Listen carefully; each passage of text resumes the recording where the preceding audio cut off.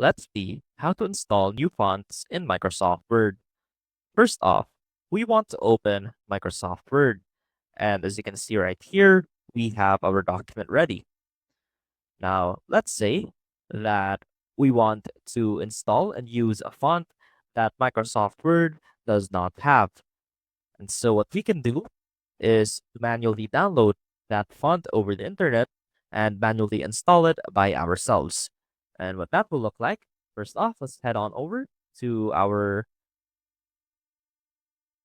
font and let's download this, for example, dinosaur puzzle, and that will show up right there. And it's time to extract these fonts. And as you can see, we now have our extracted fonts right here. And now what you can do is click on this one. That is the true type font file. Double click on this and this window should pop up. And you'll have the option to either print or install the font in your computer. And for this one, since we want to install and use the font for Microsoft Word, we can simply click on install.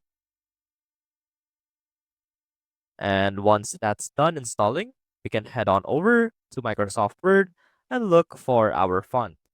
Now, there are times that you might have to restart Microsoft Word in order to see the font. Let's try it with this one.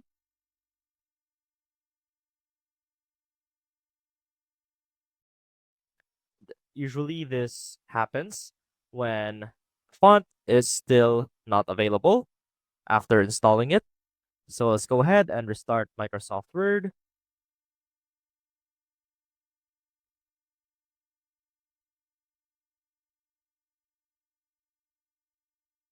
As you can see, the font dinosaur fossil is now here, and we can now type using that font. I hope this helped, and I will see you soon.